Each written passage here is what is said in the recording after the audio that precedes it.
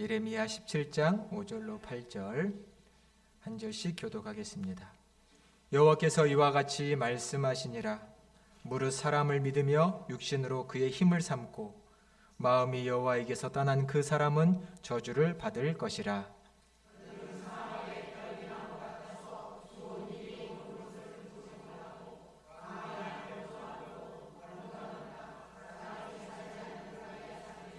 그러나 무릇 여호와를 의지하며 여호와를 의뢰하는 그 사람은 복을 받을 것이라. 그는 물가에 심어진 나무가 그 뿌리를 강변에 뻗치고 더위가 올지라도 두려워하지 아니하며 그 입이 청청하며 가무는 해에도 걱정이 없고 결실이 그치지 아니함 같으리라. 아멘. 할렐루야. 오늘도 주님의 말씀이 우리에게 새 믿음과 결단 주시기를 간절히 축원합니다. 오늘은 물가에 심어진 나무라는 제목으로 하나님의 말씀을 나누려고 합니다. 오늘의 본문은 4절로 짧습니다. 5절, 6절, 7절, 8절 2절씩이 서로의 다른 비유로 구성되어 있습니다. 5절과 6절은 사람을 믿고 사람의 힘을 의지하는 사람들의 모습과 그 결과를 말하고 있고, 7절과 8절은 하나님을 전심으로 의지하고 의뢰하는 사람의 삶의 결과를 말하고 있습니다. 우리 다시 한번 5절과 6절의 말씀을 큰 목소리로 함께 봉독을 해보도록 하겠습니다. 5절과 6절입니다. 여호와께서 이와 같이 말씀하시니라. 무릇 사람을 믿으며 육신으로 그 힘을 삼고 마음이 여호와에게서 떠난 그 사람은 저주를 받을 것이라. 그는 사막의 떨기나무 같아서 좋은 일이 오는 것을 보지 못하고 광야 건조한 곳 건건한 땅 사람이 살지 않는 땅에 살리라. 아멘. 사람을 믿고 육신의 힘을 의지하는 사람은 그의 마음이 여호와 하나님에게서 멀리 떠나 있다고 말합니다. 그 사람은 저주를 받은 삶과 같다고 하나님께서 말씀하고 계십니다. 저주받은 것 듣기 싫은 말이죠. 듣고 싶어하는 사람은 당연히 한 명도 없을 겁니다. 우리가 살다 보면 인생이 정말 내 뜻대로 되지 않을 때가 너무 많습니다. 안 풀려도 이렇게 안 풀리나? 안 돼도 이렇게 안 되나? 그런 생각이 들면 가끔 우리는 혹 내가 하나님께 저주를 받았나? 누가 나한테 저주를 퍼붓고 있나? 이런 생각이 들 때가 있죠. 정말 안 돼도 이렇게 안 될 수가 없다는 것이죠. 그만큼 저주라는 말은 듣고 싶지 않고 그런 상황에 놓이고 싶지 않습니다. 근데 오늘 말씀해 보니 여호와 하나님을 의지하지 않고 사람을 믿고 사람의 힘을 의지하는 사람은 저주를 받은 것 같다고 말씀합니다. 다시금 오늘 우리는 이 말씀들을 마음에 새기고 평생 우리의 신앙의 지표로 삼아야 될 것입니다. 5절에 보면 육신을 그의 힘으로 삼았다라고 말씀하십니다. 여기서 육신으로 번역한 바사르라고 하는 말은 특히 사람을 가리키는 여러 히브리 말 중에 사람의 덧없음, 연약함, 허물 많음을 가리킬 때 쓰는 말이 바사르라고 하는 히브리 말입니다. 그런 사람, 그런 육신을 그들의 힘을 의지하는 것은 참으로 어리석은 일이라는 말씀입니다. 여러분, 다른 누군가가 내 인생을 책임져 주나요? 어떤가요? 누군가가 내 인생을 책임져 줄까요? 그런 사람은 없습니다. 혹 돈이 많고 권력이 있고 명예가 높은 사람이 내 인생을 잡아주고 책임져 줄 수 있을까요? 그들 옆에 있으면 내 인생이 안전할까요? 그렇지 않습니다. 이것을 빨리 깨우치는 것이 지혜일 것입니다. 이 세상 그 누구도 내 인생을 책임져 줄 수 없고 나를 지켜줄 수는 없습니다. 내 영원한 힘이 될 수 없습니다. 그것이 인생입니다. 사람을 믿으며라고 5절에 말하고 있는데 여기서 말하는 사람은 아담이라고 말합니다. 아담. 이 아담이라고 말하는 히브리 말은 아다마흐, 즉 먼지, 티끌 이런 뜻입니다. 티끌에서 지어진 인간이, 티끌로 돌아갈 인간이 우리의 삶을 지켜주고 우리의 삶을 붙들어줄 수 없다는 것이죠. 그런 사람을 의지하고 믿고 따르는 것은 어리석은 일이라고 오늘 말씀합니다. 우리 자막을 통해서 시편 146편 3절과 4절의 말씀도 같이 봉독해 보겠습니다. 도울 힘이 없는 인생도 의지하지 말지니 그의 호흡이 끊어지면 흙으로 돌아가서 아멘. 아멘. 도울 힘이 없는 인생도 의지하지 말지니 그의 호흡이 끊어지면 흙으로 돌아갈 거다. 사람은 그 생명의 호흡에 있고 코에 있지요. 우리 인생은 하룻밤만 지나도 안타깝게 이 호흡이 끊어질 수 있는 인생입니다. 호흡이 끊어지면 다 흙으로 한 줌의 재로 돌아갈 수 있는 인생이지요. 그런 사람을 의지하고 믿고 살아간다는 것은 어리석은 일이 된다는 것입니다. 이 세상 살아가는 사람 중에 안 죽는 사람 없습니다. 다 똑같이 한 번 다 죽습니다. 다 흙으로 돌아갑니다. 누군가에게 다 잊혀집니다. 그런 인생 의지하고 그들의 힘을 의지하고 살아가는 것은 참으로 어리석은 일이라고 말씀합니다. 안타까운 일이라는 것입니다. 그것을 오늘 말씀에서는 비유로 말씀하십니다.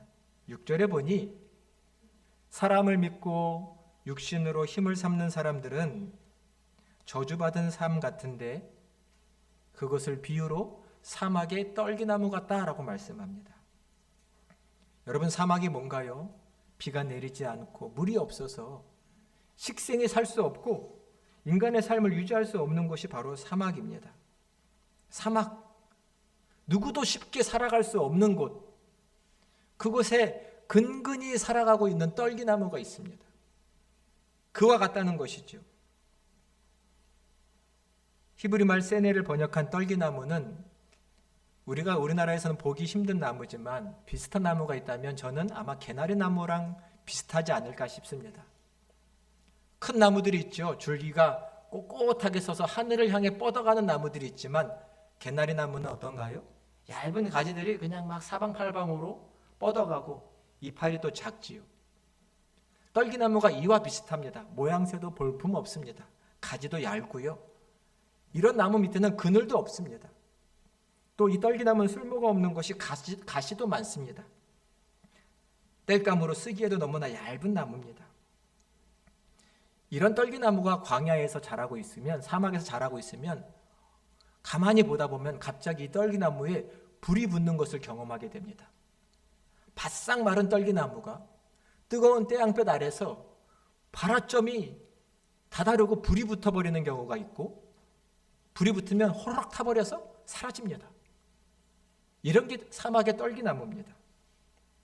우리가 성경을 읽다 보면 모세가 어느 날 광야에서 떨기나무에 불이 붙었는데, 원래는 불 붙은 떨기나무는 금방 사라져버려야 되는데 이 떨기나무가 사라지지 않자 신기해서 그것을 가만히 보다가 그 자리에 계신 하나님을 발견하게 됐지요.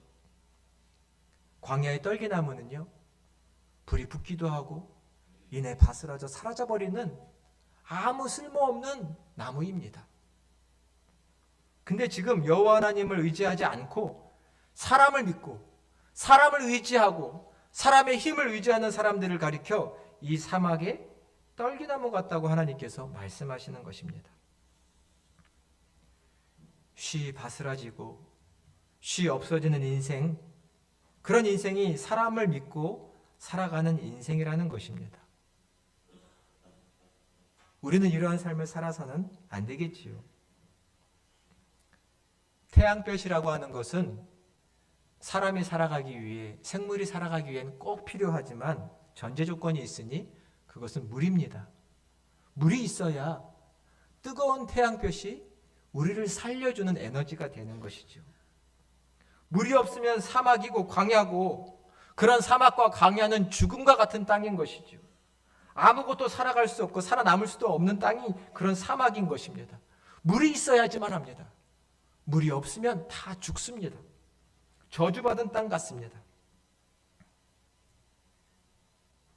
제가 학생 때 2차 세계대전 관련된 책을 읽은 적이 있는데, 거기에서 아프리카에서 전쟁을 치르던 미국 군사들이 사막에서 길을 잃고 헤매다가 죽습니다. 근데 그 죽은 시체들의 특징이 있는데 무엇이냐면 그 입속에 모래가 가득하다는 겁니다. 사막에서 길을 잃고 헤매다가 죽은 군사들, 그 입에 모래가 가득합니다. 왜일까요? 뜨거운 태양볕 아래 물 한 모금 없이 입술이 바짝 마르고 하얗게 변해버린 그 군사들, 사막을 방황하고 있을 때면 신기루가 나타납니다. 멀리 야자수나무가 보이고 물이 흐르는 소리가 들린답니다.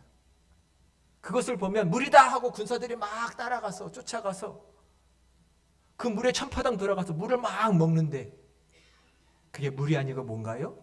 뜨거운 모래입니다. 뜨거운 모래를 물처럼 먹고 그 모래가 식도와 기도에 넘어가서 죽는 것이죠. 그런 곳이 사막입니다. 물이 없으면 살 수 없는 그곳, 죽음의 땅, 거기서 근근히 살아가는 떨기나무와 같은 인생을 가리켜서 사람을 의지하고 사람의 힘을 의지하는 자들이라고 말하고 있습니다. 결국 이러한 사람들의 실체는 그 마음이 하나님에게서 떠난 사람들을 가리킵니다. 그 마음이 하나님께서 멀어진 사람들은 결국은 사막의 떨기나무 같다는 말씀입니다. 여러분, 우리의 마음은 어떤가요? 하나님을 향한 우리의 마음은 하나님께 가깝습니까? 아니면 하나님께로부터 멀어져 있습니까? 오늘 하나님께서는 우리에게 그 말씀을 하십니다. 내 마음은 나에게 가까우냐? 멀리 떨어져 있느냐라는 말씀입니다. 여러분, 내 마음에서 하나님이 1순위에 계신가요? 어떠세요? 내 마음에서 하나님이 1순위인가요? 선뜻 대답을 못하셔도 괜찮습니다. 내 마음에서 하나님이 1순위냐 아니냐, 하나님은 그것을 오늘 우리에게 물으십니다. 너는 정말 나를 전심으로 의지하고 있느냐, 그렇지 못하느냐 하는 것입니다. 내 마음의 1순위는 나한테 많은 재산을 물려줄 부모님이 내게 1순위일 수도 있습니다. 능력 있는 내 남편, 내 아내가 내가 의지하는 1순위일 수도 있습니다. 돈 잘 벌고 장사 잘하는 내 친구, 사업의 파트너가 나한테 1순위일 수도 있습니다. 같이 공부한 동문, 같은 고향 동향, 회사의 직장 동료와 상사가 어쩌면 나한테는 의지하는 1순위일 수도 있습니다. 저 사람 없으면 안 돼. 하지만 그들은 도울 힘이 없는 인생이고, 그 호흡이 끊어지면 흙으로 돌아가는 인생이라는 오늘의 말씀을 우리는 기억해야 합니다. 아무리 사람이 능력 있고 힘이 있어 보여도 그 호흡이 끊어지면 아무것도 할 수 없는 자라는 것을 기억해야 하는 것입니다. 사막에서는요, 광야에서는 아무리 좋은 씨앗을 심고 내가 아무리 노력을 해도 열매는 맺을 수 없는 겁니다. 왜냐하면 물이 없기 때문입니다. 이 영원한 물은 하나님이시죠. 하나님을 의지하지 않고는 우리의 삶에 참된 열매가 맺힐 수 없는 것입니다. 사람을 의지하는 것, 그들의 힘과 그들이 가진 것을 의지하는 것은 광야의 생활과 같다, 사막의 떨기나무와 같다는 오늘의 말씀을 우리는 마음에 새겨야 될 줄로 믿습니다.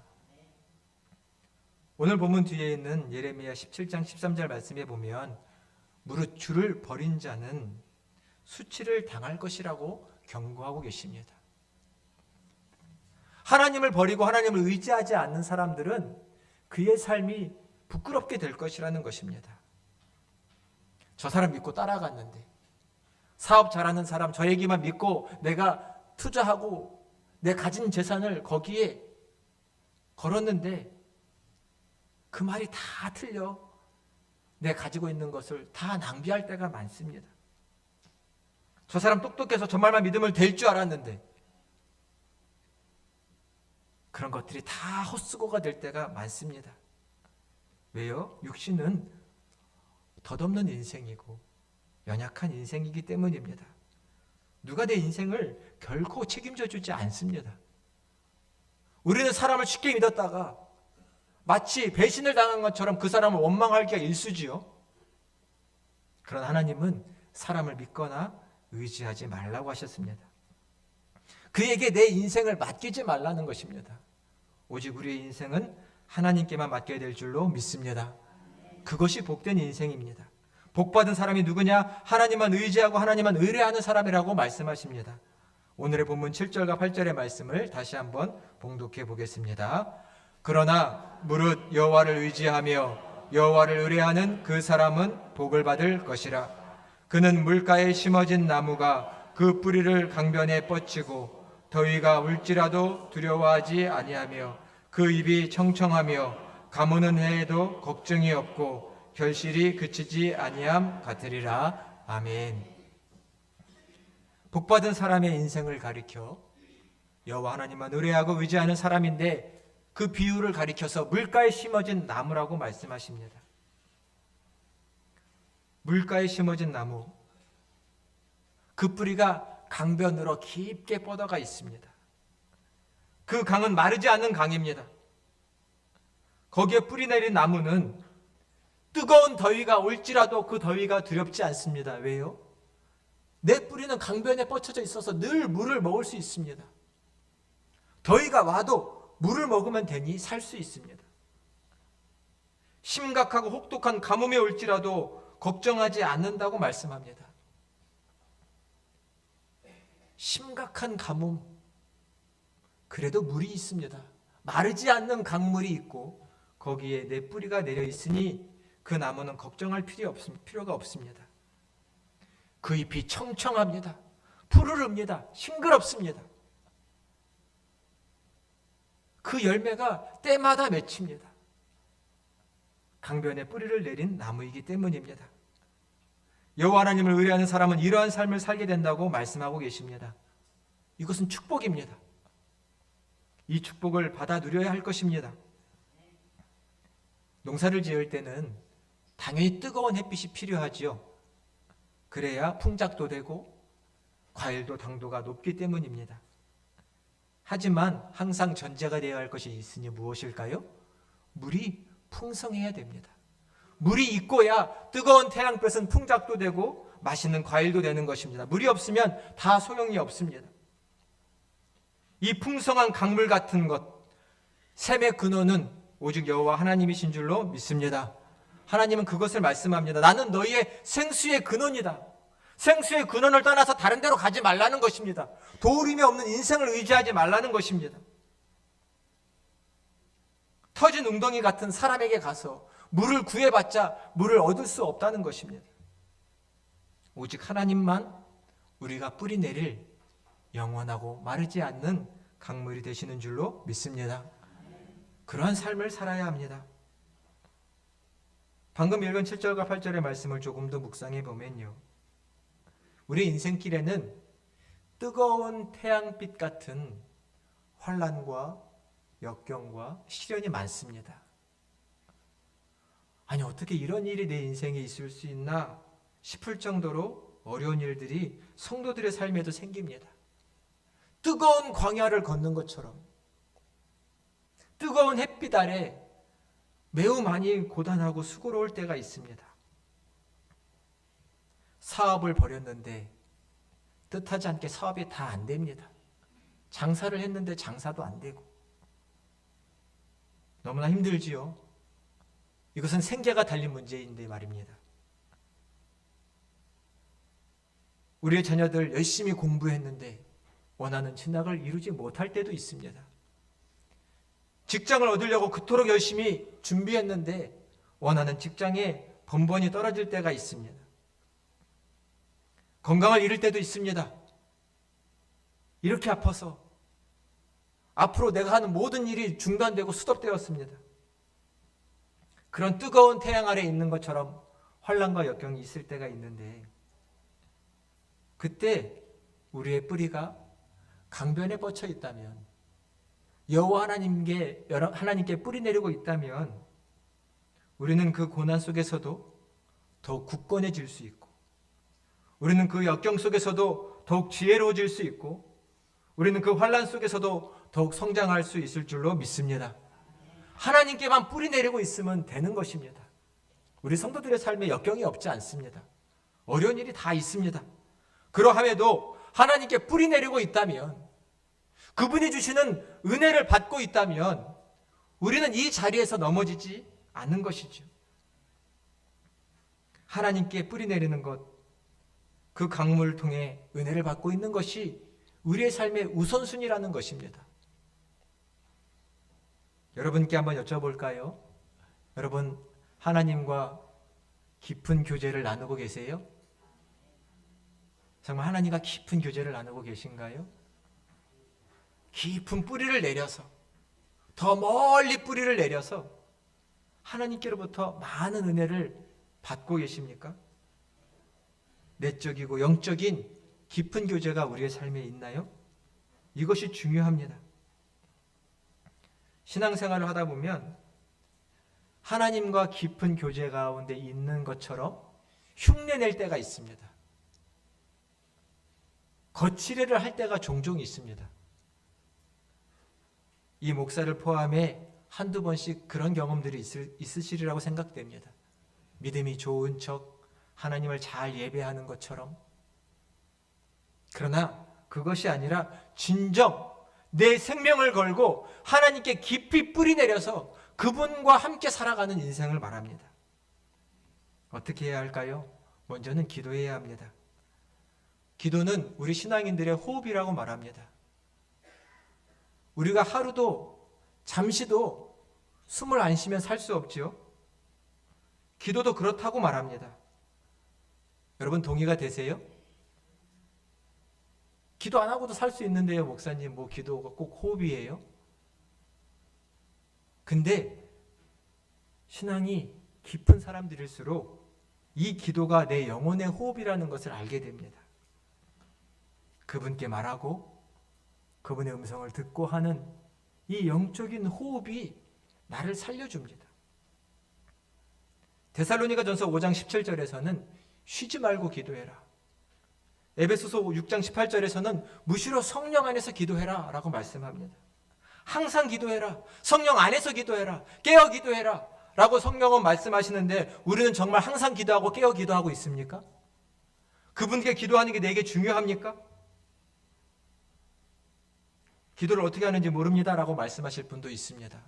이제 막 교회 왔는데 기도 어떻게 하는 거예요? 모르실 수 있습니다. 성경에 보면 주님이 가르쳐 주신 기도가 있는데요, 그 기도를 한번 시작으로 기도를 배우실 수도 있습니다. 뭘 기도해야 될지 모르겠습니다. 제가 쉬운 얘기 하나 드려볼까요?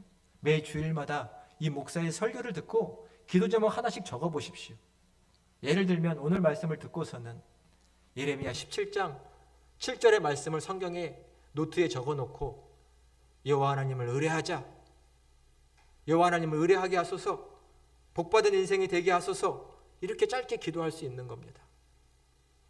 기도 노트에 매주일 하나씩만 기도 제목을 적으시면 1년이면 50개가 됩니다. 그런 기도를 매일 드리다 보면 우리의 기도가 깊어집니다. 기도를 한번 해보십시오. 말씀을 놓고 약속을 놓고 기도해 보십시오. 특별히 우리 재직들은 하나님께 더 간절히 기도해야 하는데요, 여러분 새벽 기도를 드려보신 적이 있으시지요? 새벽 기도를 드리면 우리가 새벽 기도를 드리는 작정하는 이유가 있습니다. 먼저는 보통 내가 하루의 첫 시간을 하나님께 드리고자 하는 결단입니다. 하루의 첫 시간을 매일 하나님께 드리겠다는 마음으로 우리는 하나님께 새벽 기도를 드립니다. 또는 내가 기도를 하다 보면 기도가 방해될 때가 있기 때문에 그 누구에게도 기도가 방해받고 싶지 않아서 새벽 시간에 교회에 와서 기도하시는 분들이 있습니다. 참으로 중요하다고 생각됩니다.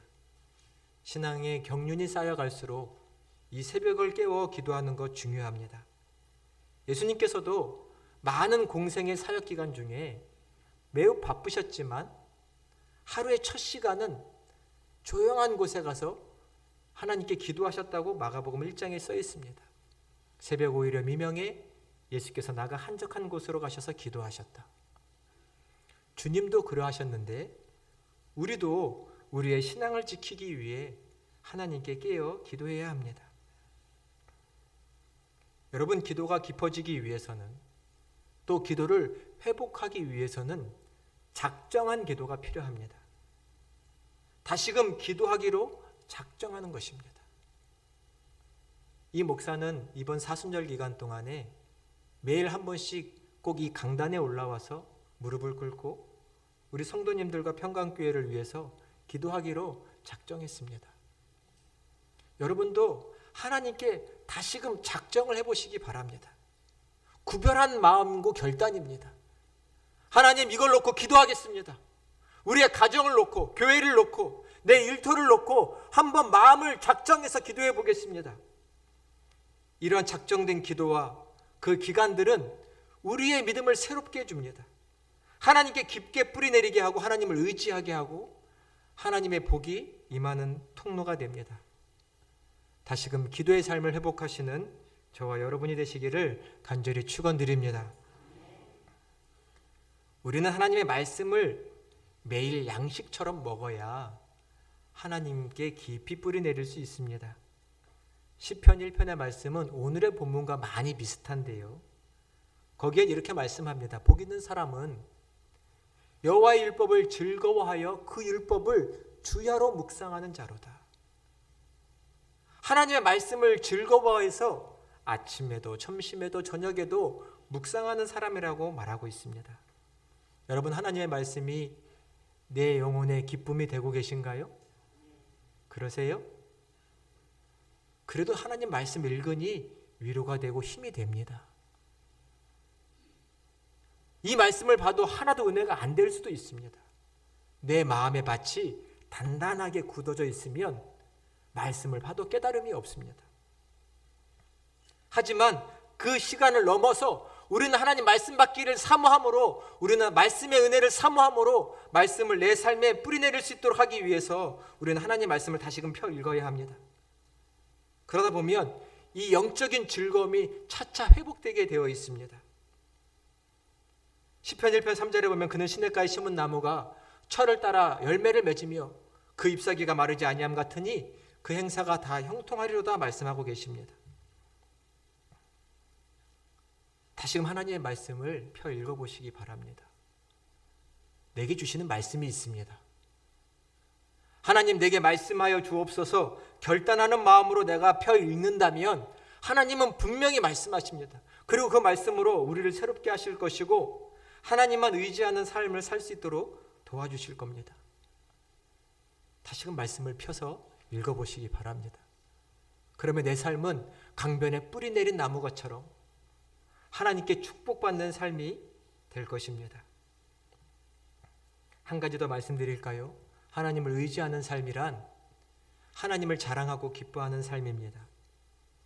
하나님이 내게 주신 은혜, 내게 주신 구원, 내게 주신 축복을 많은 사람들과 나누는 삶이 하나님을 의지하는 삶이라는 것입니다.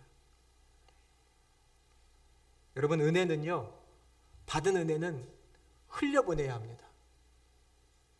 물이 고여 있으면 썩습니다. 물은 받아서 흘러가고 또 흘러가야 되죠. 내게 주신 하나님의 은혜는 물과 같은데 이 은혜가 누군가에게 흘러가지 않고 나에게만 머물고 있으면 이 은혜는 썩고 냄새나게 되어 있습니다. 예전에 받은 은혜만 간직하고 살 수 없습니다. 오늘 필요한 은혜가 있고 내일 필요한 은혜가 있는데 이 은혜는 계속 은혜를 흘려보낼 때, 하나님이 내게 준 은혜를 나누고 누군가에게 자랑하고 그것을 함께 기뻐할 때 우리는 이 하나님의 은혜가 매일 부어지며 새로운 삶을 산다는 것을 경험할 수 있습니다. 주님께서는 너희가 이 은혜를 거저 받았으니 거저 주어라고 말씀하셨습니다. 지금 혹 내 마음에 첫사랑과 첫 믿음 때와 같은 그 뜨거운 은혜가 없다고 생각되시면 반대로 내가 이 은혜를 누군가에게 나누지 않았고 누군가에게 하나님을 기뻐하거나 자랑하거나 전하지 않았기 때문이라고 생각하셔도 좋겠습니다. 내가 그 누군가에게 하나님이 내게 해주신 그 놀라운 은혜와 그 놀라운 사랑을 자랑하지 않았기 때문에 내 은혜가 썩고 있는 겁니다. 새로운 은혜가 부어지지 않는 것입니다. 사랑하는 여러분, 다시금 하나님이 내게 베풀어 주신 은혜를 많은 사람들에게 자랑해 보십시오. 그것이 하나님께 깊이 뿌리내려 날마다 새로운 물, 새로운 은혜를 받는 그런 시간들로 우리를 변화시켜 줄 겁니다. 하나님을 기뻐하시기를 바랍니다. 다시금 우리는 하나님과 깊은 교제가 있는지 우리의 삶을 돌아봐야 합니다. 사람을 의지했던 우리의 모든 모습들을 이제는 벗어버려야 합니다. 영원하신 하나님, 영원히 마르지 않는 강물 같은 하나님, 생수의 근원이신 하나님만을 전심으로 의지하고 의뢰하면 우리의 삶은 축복받은 인생이 될 것입니다. 생명이 끊어지면 흙으로 돌아가는 그 인생을, 그 육신과 그들의 것을 의지하는 것은 우리를 하여금 헛된 삶을 살게 만들 뿐입니다. 이런 헛된 삶의 방황은 이제는 그쳐야 합니다. 그리고는 오직 영원하신 하나님, 우리를 사랑하시는 하나님만을 전심으로 의지하시기를 바랍니다. 그러한 삶을 살아갈 때 참으로 복받은 인생이구나, 하나님의 축복이 우리와 함께 하시는구나 라는 것을 경험하게 될 것입니다. 한 주간을 살아가시는 동안 오직 생수의 근원이시고 영원히 마르지 아니하시는 강물 같은 하나님만 의지하시는 저와 여러분이 되시기를 그리스도의 이름으로 간절히 축원드립니다.